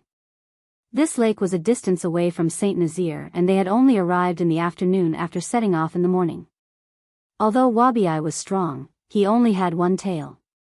Although there were other males in the water to help, their swimming skills were not as good as Wabi-ai's, and it was more strenuous for them to work underwater. So by the time everyone finished plucking the lotus roots, it was already midnight. During this period, Gu Mengmeng had already eaten dinner and instructed everyone not to wash off all the mud on the lotus roots so that they could maintain their freshness. After camping out in the wild for a night, the atmosphere was very good. When Gu Mengmeng was not around, Saint Nazir was always in a tense state. The males with partners focused on protecting their own females while the single males risked their lives to protect the tribe. Although they loved to fight, a long battle would also make them very tired. On such a bloodless night, everyone laughed and chatted around the messenger of the beast deity, doing something that was not difficult but required unity. This level of physical labor was not enough to make the males feel tired, but this was the first time in their lives digging lotus roots and they often ended up covered in mud. Occasionally, they would even get hit in the head by the lotus roots. Although they did not suffer any injuries, they still ended up chasing each other around. In the tranquil night, everyone discussed the interesting things that happened during the day as waves of laughter rippled out. In such an atmosphere, Gu Mengmeng had a dreamless night and slept exceptionally soundly. The next morning, Gu Mengmeng woke up on her designated seat and greeted with a hoarse voice. "Good morning." Elvis and Leah stood on her left and right, protecting her in the middle, ensuring that the cool night breeze would not blow at her. Their furry tails lightly covered her eyes, ensuring that the sunlight would not dazzle her eyes. Hearing her soft, "Good morning," the two large tails released each side and two red lips landed on Gu Mengmeng's cheeks at the same time. "Good morning. Good morning." On one side was a subwoofer while on the other was a cello. Two different sounds played together, creating the first good mood for Gu Mengmeng every morning. After getting up and packing up, the males had already tied up the lotus roots with the tree vines they had plucked overnight and carried them on their backs. Gu Mengmeng naturally did not have to carry them herself. Wabi walked up to Gu Mengmeng and looked down at her condescendingly. "I am leaving." Gu Mengmeng smiled and nodded. "Yeah, see you next year." Without saying anything more, Wabi turned and swam towards the Snake King Valley. On the other hand, Gu Mengmeng just patted her own face and snuggled into Elvis's arms. After giving the order, they headed back to Saint Nazir on the path they came from. "You said it's to dig up lotus roots, but it's actually to give Wabi, right?" Leah wagged his large tail and looked at Gu Mengmeng slyly. Chapter 1097. After returning to Saint Nazir, Gu Mengmeng distributed the lotus roots equally to the females and omnivorous orcs in the tribe. Gu Mengmeng's house had 2 portions for herself and Leah. Although it was not a lot, it was at least one more side dish compared to last year and the year before. Otherwise, Gu Mengmeng would really go crazy if she had to eat potatoes, meat and sweet potato paste every day. Elvis did not spend much time at home recently. He would leave very early every day and return very late. He had been busy hunting and storing food. He could not do much in terms of vegetables, but at least he had to try his best to satisfy Gu Mengmeng's needs in terms of meat. So not only did he demand quantity and quality, he also had an almost perverted obsession with the type of meat. It was as if he was collecting stamps and could not wait to hunt all kinds of stamps for Gu Mengmeng. Leah stayed at home to accompany Gu Mengmeng as he pickled the prey Elvis brought back. By right, this should be Lee's favorite job, but now, Gu Mengmeng supported her cheeks with both hands and tilted her head to look at Leah, who was rubbing the rouge and meat. She would poke Lee's chest with her fingers every now and then and chuckle. "Mengmeng," Leah called out to her helplessly. Gu Mengmeng smiled, her bright eyes reflecting the sunlight. She looked at Leah and said, "How long is the gestation period of a fox? If we work harder this winter, will we be able to have a nest of little foxes by the time winter ends tomorrow?" It was the topic of childbirth again. As Elvis already had 4 sons, Gu Mengmeng had never pestered him to talk about these things. From a certain point of view, it could be said that she had escaped a calamity. Leah had originally thought that she would forget about this matter after a few days, but in the end, once they were alone, Gu Mengmeng would pester him and talk about little fox non-stop. He didn't dare to tell her that he didn't want to give birth because she would look at him with tears in her eyes and ask him if he didn't love her, so he didn't want her to give birth to little foxes. Only God knew how much he wanted a nest of children of their own, but she had forgotten the torture she had suffered during her last labor, but he still remembered it clearly. That day, his whole body was trembling. His heart felt as if it was tied into a dead knot by thorns. Every breath he took made his heart ache. At that time, she was not his partner yet, but his heart had already ached to this extent. Now, he couldn't bear to see her suffer in the slightest. If only giving birth was something that a male could do for her, then he would definitely fulfill her desire to have a nest of little foxes even at the cost of his life. However, he couldn't feel the pain for her. "Hey, Leah, are you really not going to touch me for the rest of your life?" Gu Mengmeng leaned forward and placed her little hand on Li's shoulder. She laid her entire body on Li's back and whispered into his ear, "During winter, the entire cave is sealed off by the heavy snow and the entire cave is sealed. Once I think about that, the fox seductive fragrance will fill the entire cave, and it won't dissipate. Are you sure you can endure it?" "I'm not sure." Leah gritted his teeth in anger. Did he still need the fox seductive fragrance? Now that she was sticking to him like this, it was enough to fill his chest with fire. He wanted nothing more than to immediately push her down and ruthlessly bully her.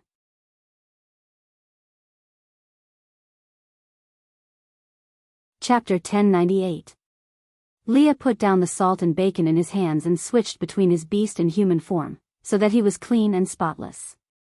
Standing up, he hugged Gu Mengmeng in his arms, wrapping his left arm around her waist to encircle her tightly in his embrace.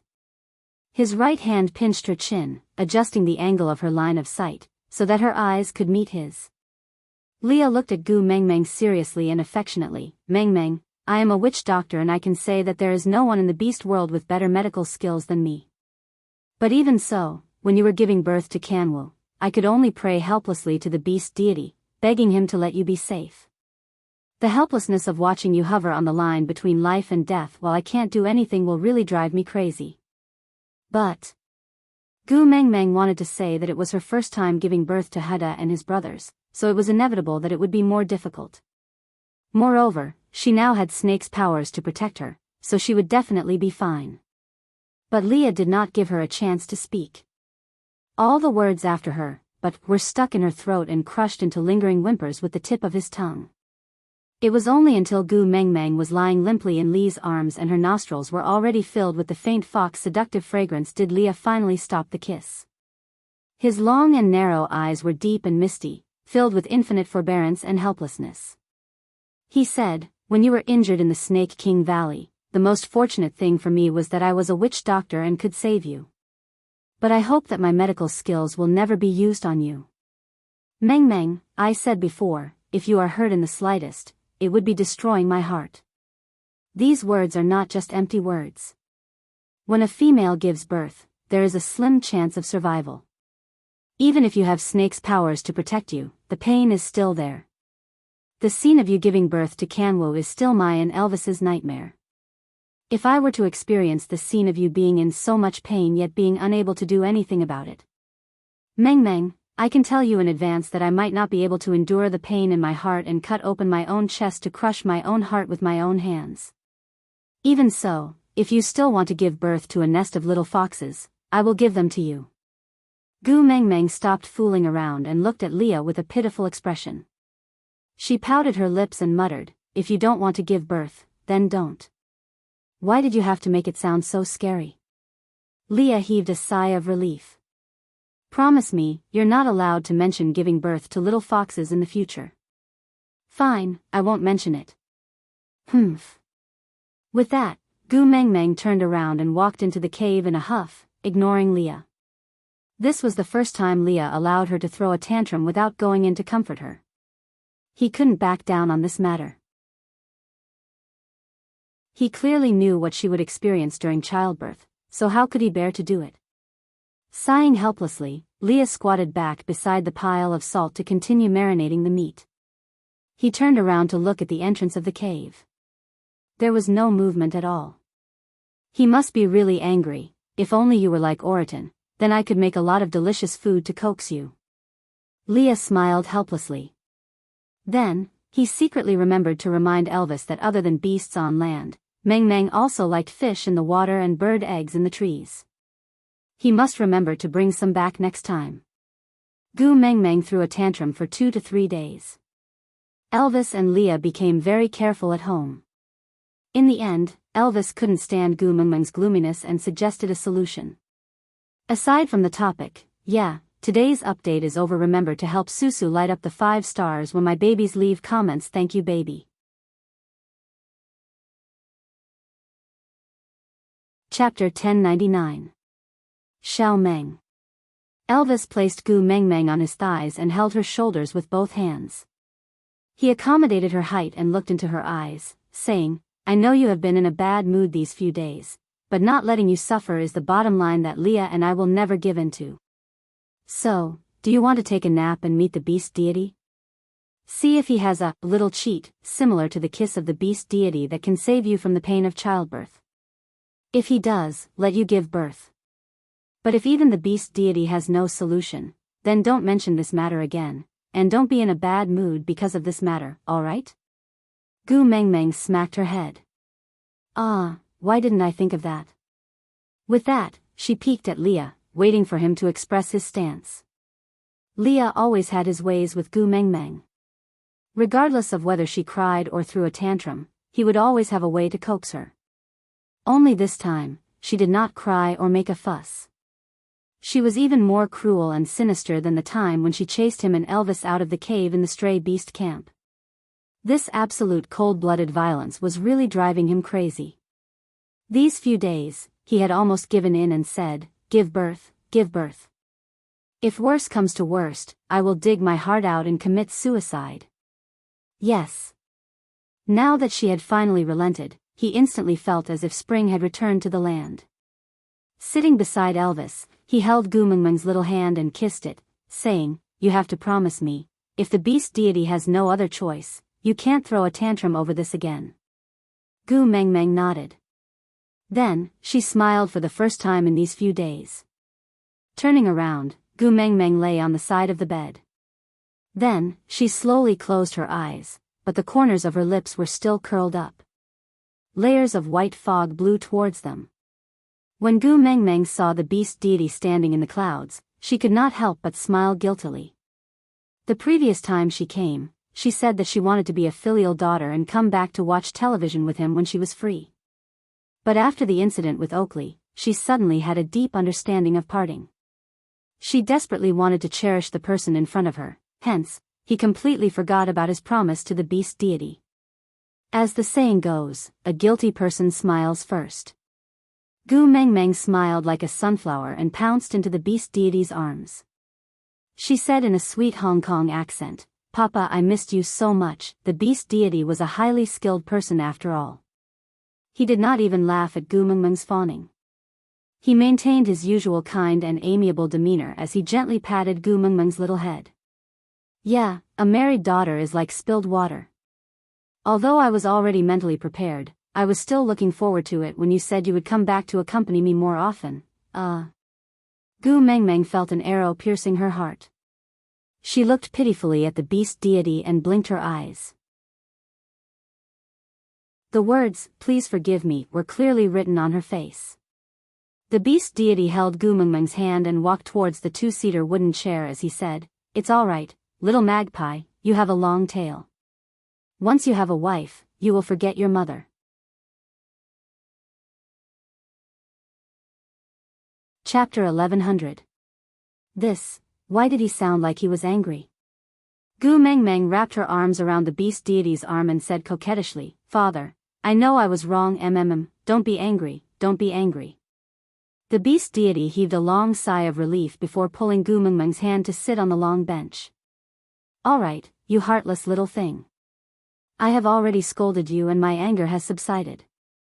Since you are back, accompany me to watch television. We can talk about pocket money after that. All right. Gu Mengmeng obediently held onto the beast deity's arm as they sat side by side on the 2-seater wooden bench. Her furry little head rested on the beast deity's arm.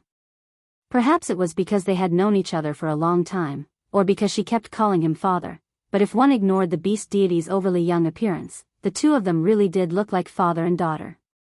The beast deity waved his hand and a large part of the white fog dissipated. The image showed Monster Company's internal employee forum.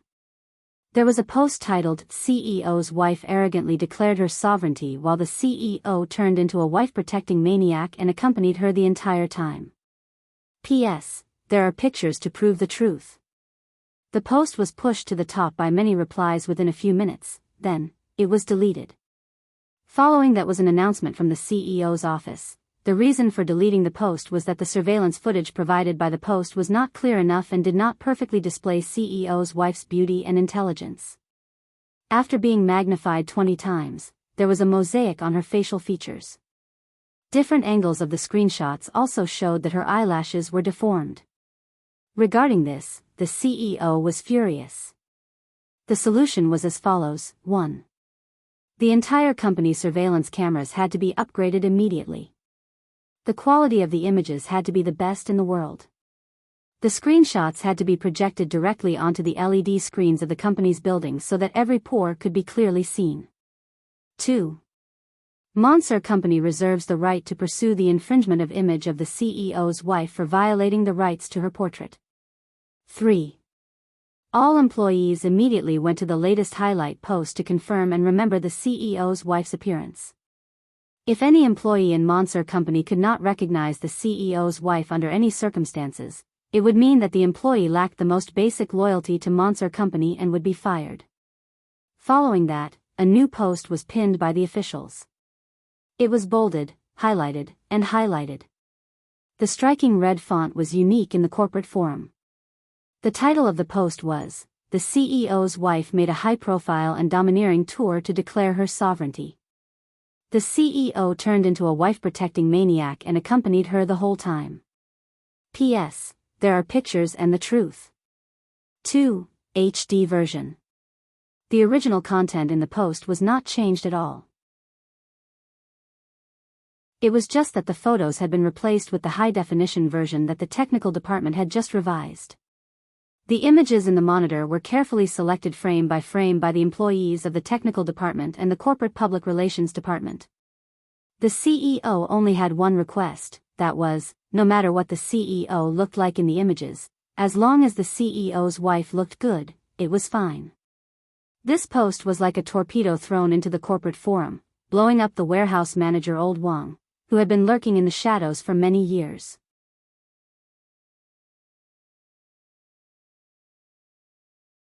Chapter 1101. Yeah, everyone in Monster Company knew that the CEO was delighted today, except for the female lead who was focused on peeling an apple in the CEO's office, Gu Mengmeng. After peeling the apple, Gu Mengmeng cut the apple into 4 pieces and removed the gap in the middle. She brought it to Snake and asked, "Do you want to eat it?" Snake closed the computer gently, then looked at Gu Mengmeng with a chuckle and said, "You eat it." Oh. Gu Mengmeng thought that Snake did not want to eat it and thought that most guys did not like to eat fruits. Hence, she did not stand on ceremony and took a bite. The juices flowed everywhere and the sweetness of the fruit filled her mouth. Gu Mengmeng's eyes instantly curved and she smiled in satisfaction. Snake held onto Gu Mengmeng's little hand and sent the half of the apple into his mouth. Then, he nodded and said, "Yeah, it's really delicious." Gu Mengmeng blushed and said, "Didn't you not eat it?" Snake raised his brows and asked, "When did I say I'm not eating it?" Gu Mengmeng was speechless and handed one of the remaining 3 pieces of apple to Snake. But Snake shook his head and said, "I don't like eating apples." "Then just now the food you ate is an exception." Snake chuckled and then pulled open a drawer under the boss's desk.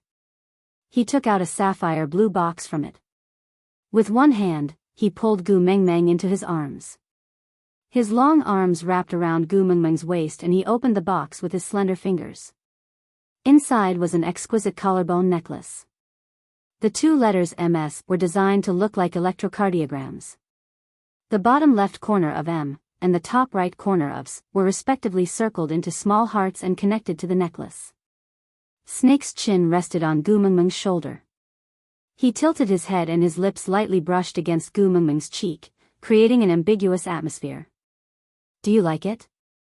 Gu Mengmeng pursed her lips and said, "For me?"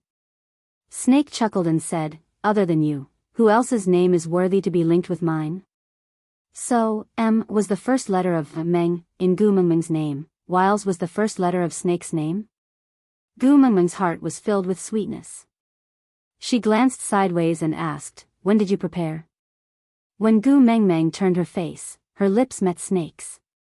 Although it was just a light brush, Gu Mengmeng still felt her face heating up. She instinctively shrank back and looked elsewhere, not daring to look at Snake. Snake did not force her, but the smile on his lips deepened. "Shall I help you put it on?" Gu Mengmeng nodded and lifted her hair. Snake gently helped her put on the necklace properly.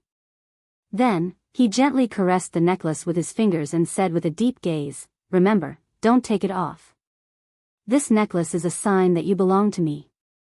Gu Mengmeng was originally quite touched, but why did she suddenly feel that the pink bubble had burst?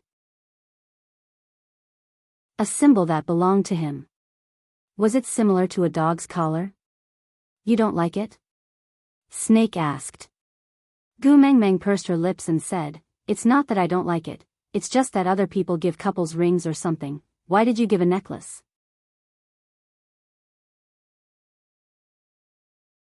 Chapter 1102. Before he finished his sentence, Snake had already pulled open the drawer where he took out the necklace. He took out a red velvet box and opened it to reveal a pair of snake-shaped rings.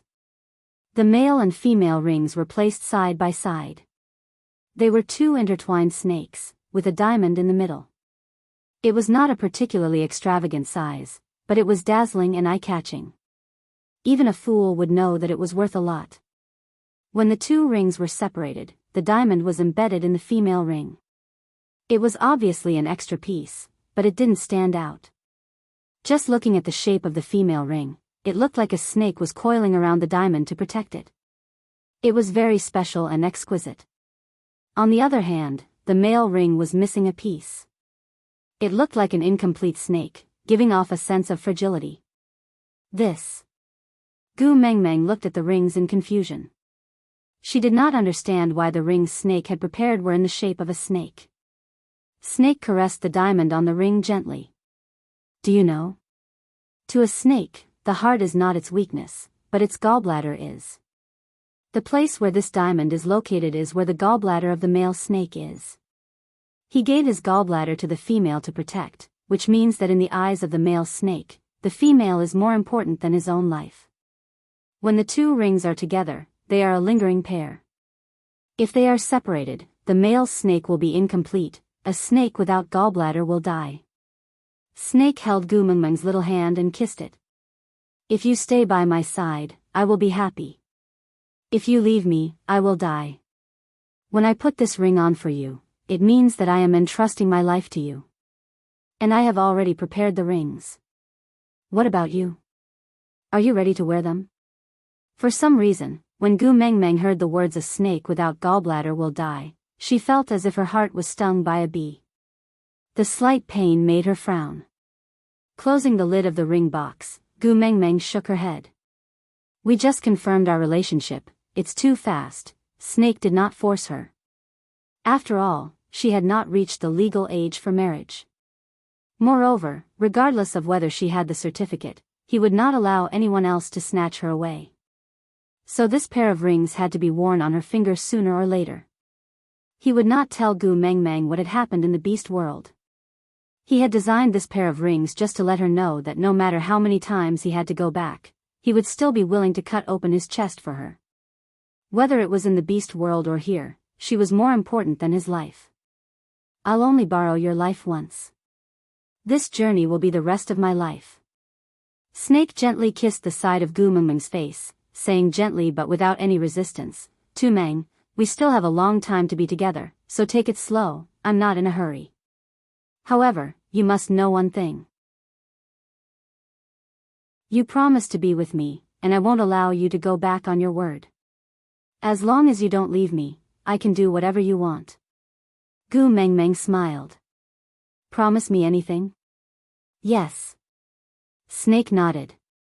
Gu Mengmeng smiled and said, "Then, let's raise a dog, all right?" Gu Mengmeng had a thing for furry animals, but due to financial reasons, she had never kept any small animals.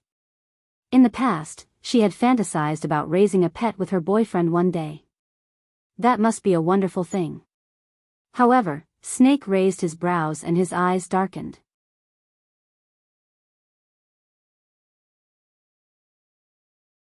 Chapter 1103. Sniggering, Snake asked, "What kind of dog do you want?" Gu Mengmeng thought for a while and said, Something like a golden retriever or a Samoyed that is obedient and good-looking. It would be very eye-catching if you bring it out for a walk. Snake held onto Gu Mengmeng's waist and made her stand up to face him. He looked up and smiled. "I have a better suggestion." Gu Mengmeng was curious. Snake pulled out his tie and stuffed it into Gu Mengmeng's hands. Then, he stood up and placed both his hands on the office table beside Gu Mengmeng. He tilted his upper body and hugged Gu Mengmeng to his chest. His thin lips pressed against her ear and he said, "I will be your dog and listen to you. I will let you look at me however you want." Gu Mengmeng's face turned red and she instinctively tightened her grip on Snake's tie. Snake took the opportunity and pounced on Gu Mengmeng, pressing her onto the office table. The smile at the corner of his lips spread to the bottom of his eyes. Snake said in a teasing tone, "Moreover, walking me will definitely be more eye-catching than walking a golden retriever or Samoyed. What do you think? Girlfriend. You get up first." This position was so intimate that Gu Mengmeng felt like she could not breathe. But Snake pursed his lips and seemed to be thinking about something. After thinking for a while, he said, "If you want a pet to be obedient, you have to give some reward, right?" What reward?" Gu Mengmeng whispered. Snake kissed Gu Mengmeng's lips lightly and said, "Stroke my head and say, 'My snake is so obedient.'" Gu Mengmeng blushed and felt as if she was being kissed by Snake's cuteness. She raised her hand and touched Snake's head gently. She said softly,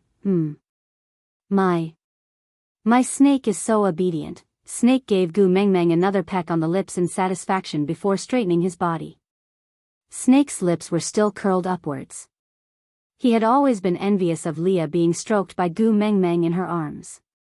Now that he had experienced it, it felt really good. It was no wonder that the fox did not mind others calling him a beast pet.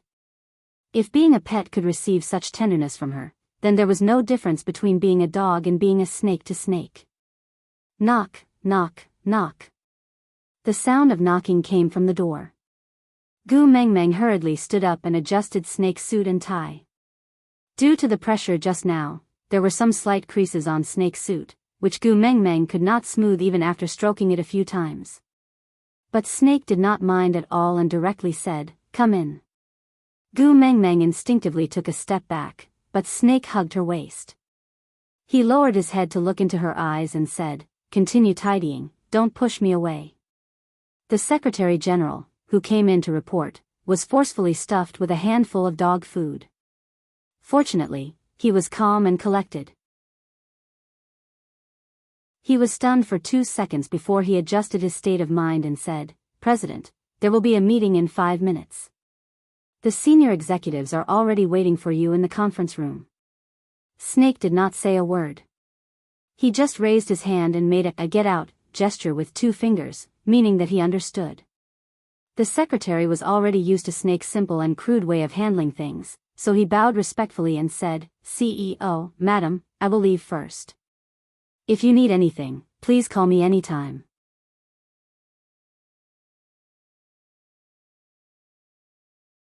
Chapter 1104. Tu Meng, come here. Snake held Gu Mengmeng's hand and walked into the resting room in the office. Then, he pulled open the wardrobe door and said, "Choose one, I will change." Gu Mengmeng knew that it was Snake's working hours now. As a CEO, he had to dress appropriately. His nobility meant that he would not wear a wrinkled suit to attend important meetings. "Don't hug me in the office next time."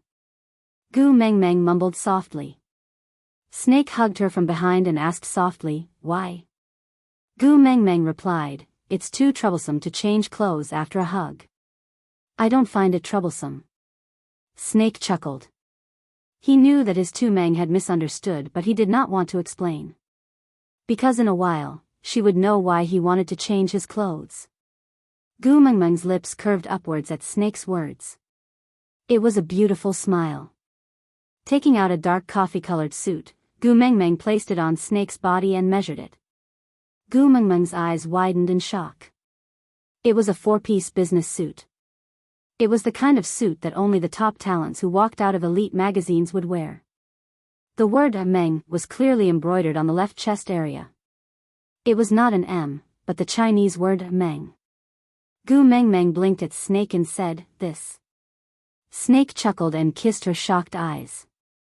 Then, he said, "I prepared it long ago. It's just that I have the right to wear it now. I wanted to tattoo it on my chest, but this body belongs to you. I did not dare to use it without your consent.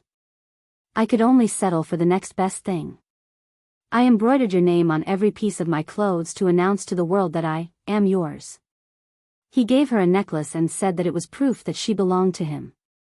She felt a little awkward and felt that it was a leash used to tie a dog. But he treated himself to the extreme. He blocked all the possibilities of other people having wild thoughts about him without any blind spots. He really gave up an entire forest for her, a small tree. And it was the size of the Amazon rainforest. Gu Mengmeng pounced into Snake's arms and hugged him tightly. She said, "You are really the best boyfriend in the world." Snake chuckled and hugged Gu Mengmeng back. With her in his arms, his life seemed to be full. This feeling was really blissful. Moreover, his body was warm now. Even if he hugged her like this, he didn't have to worry about her feeling uncomfortable from the cold. Yes, and he will be the best husband in the world in the future. Gu Mengmeng blushed and instinctively glanced in the direction of Snake's desk. Snake cupped Gu Mengmeng's little face with both hands and kissed her. "All right, I'm going to the meeting. Wait for me here." Gu Mengmeng nodded. Then, Snake walked out of the resting room wearing the suit with the word Meng embroidered on the left chest and went straight to the meeting room. After Snake left, the air in the office gradually cooled down and Gu Mengmeng was finally able to breathe properly. Slumping on the sofa, Gu Mengmeng gently touched the necklace around her neck. The necklace that reflected the sunlight and emitted a dazzling glow became warm because of her body temperature.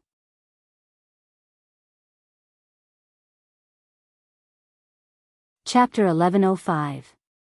Just as Gu Mengmeng was about to leave, her phone suddenly vibrated. Looking down, she saw the name displayed on the screen as 743. Page 7, paragraph 4, line 3, hello. Gu Mengmeng was a little confused. Wasn't he in a meeting? Why was he calling her? "There's a document on my table, bring it to the meeting room for me." Oh. Gu Mengmeng stood up and walked to the office table. She saw 2 documents clamped in a blue folder and asked, "There are 2 here, which one do you want?" "Anything. Anything." Gu Mengmeng frowned in confusion. Snakel immediately added, "It's all the same, just take any set over, hurry up." Oh. Gu Mengmeng did not suspect anything and just took one out of the office. The meeting room was 1 floor below. Gu Mengmeng took the elevator specially used by the CEO down and there was already someone waiting at the elevator entrance. The moment the elevator doors opened, he bowed respectfully and greeted, "Madam." Gu Mengmeng was shocked and before she could explain, she saw that person gesturing for her to follow, before hurriedly leading the way. Gu Mengmeng had no choice but to follow. At the entrance of the meeting room, the welcoming person pushed open the soundproof glass door and invited Gu Mengmeng in. "Thank you." Gu Mengmeng was still not used to being treated like this. Actually, she had her own hands and could open the door herself. "Tu Meng, come here." Snake stretched out his hand, palm facing upwards. Gu Mengmeng thought that he was in a hurry for the document, so she ran around the meeting table and handed the document to him. In the end, Snake did not even look at it and just casually threw the document to one side. He then grabbed Gu Mengmeng's arm and pulled forcefully, causing Gu Mengmeng to fall into Snake's arms. Snake then heaved a sigh of relief and said, "Indeed, I can only feel at ease when I hug you in my arms." I missed you so much after not seeing you for 5 minutes. With that, Snake buried his head into Gu Mengmeng's neck and rubbed against her, greedily inhaling her scent. Stop fooling around. Everyone is watching. Gu Mengmeng struggled to get up, but Snake did not want to let go at all. He raised his head from Gu Mengmeng's neck and glanced coldly at the higher-ups sitting around the meeting table. Then, everyone lowered their noble heads in unison. Above everyone's heads was the special effect of, "You can't see me, you can't see me. No one is watching. Let me hold you for a while." Snake was very satisfied that even the manager he hired knew how to read people's expressions. He had no choice, his Tu Meng was too shy. Seeing that Gu Mengmeng was still struggling, Snake whispered into her ear, "Be good and let me hug you, or we can do something else here." Gu Mengmeng's face was burning red and she did not dare to act rashly. But it was really inappropriate to be hugged like that during a meeting. It felt like King Zhou of Shang was still hugging Daji when he was attending court. "Don't be like this. People will say that I'm a femme fatale." Snake chuckled and pecked Gu Mengmeng's lips lightly. He said, "Silly girl, my kingdom is more than enough to support a femme fatale like you." Gu Mengmeng was tickled by Snake. And when Gu Mengmeng smiled, Snake's lips curled up too. Then, the entire meeting room brightened up. Continue. With Snake's order, the meeting could finally continue.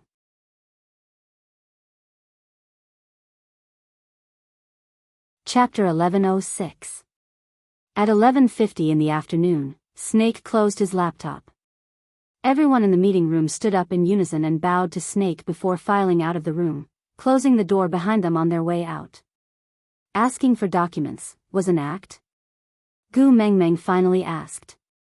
Snake tapped Gu Mengmeng's little nose lightly and said, "So smart."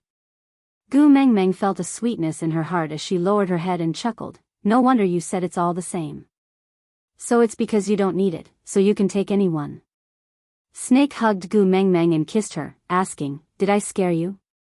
Gu Mengmeng shook her head and said, "I don't really understand what you guys are talking about, but I don't find it boring either." Because Snake was really too handsome. As they had to use the projector, the meeting room was in a semi-dark state. Gu Mengmeng sat in Snake's arms and used the light from the projector to look at his face that flickered between light and dark. That focus gaze was sharp and precise, like a snake that had locked onto its target in the dark. He was calm and at ease, exuding the unique confidence and aura of a superior, making others unable to help but admire him. And such an outstanding man was her boyfriend. Just thinking about it made Gu Mengmeng's little heart throb uncontrollably. How could she have the time to be bored? And Snake naturally did not ignore Gu Mengmeng's admiring gaze, or else he would not have allowed the meeting to continue until now.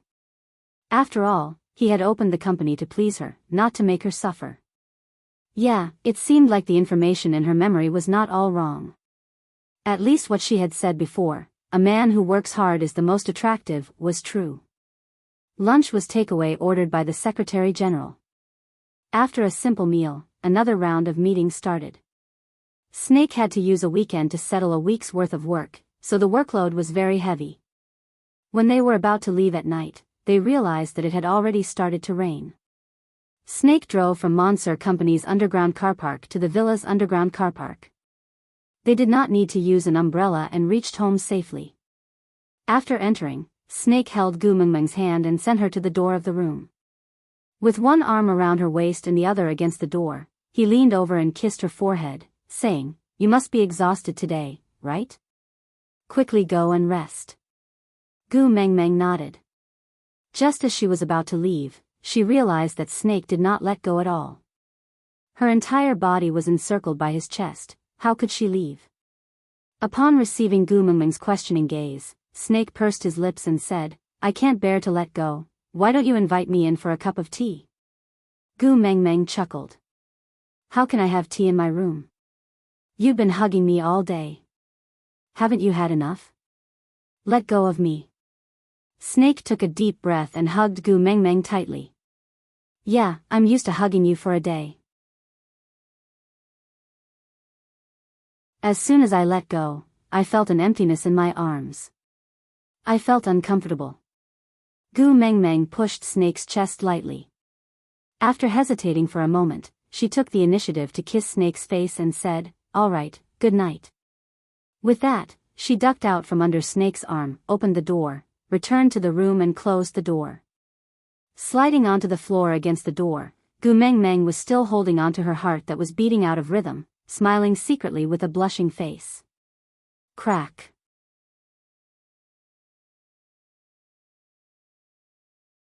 Chapter 1107. Snake chuckled and his lips curled into a confident smile. He then knocked on the door and said, "Tu Meng, there's thunder, I'm scared." Gu Mengmeng couldn't help but laugh out loud at the door. She didn't open the door and just sat at the door and said, "You're a domineering CEO and you're scared of thunder? I'm someone who went to primary school, don't lie to me." Snake squatted down outside the door and accurately placed his hand on the back of Gu Mengmeng's head through the door. He chuckled and said, "I'm your dog. Don't you feel heartache letting your pet face the thunder and lightning alone on a stormy night?" Pfft, she still remembered this. "Tu Meng, did I tell you before? I have a spare key to every room." Gu Mengmeng was stunned and turned to look at Snake through the door. It was as if Snake could feel her gaze through the door. He smiled and said, "Open the door yourself and accompany me as your pet. Or I'll use the spare key to open the door and accompany you as my girlfriend." You know the difference between the two.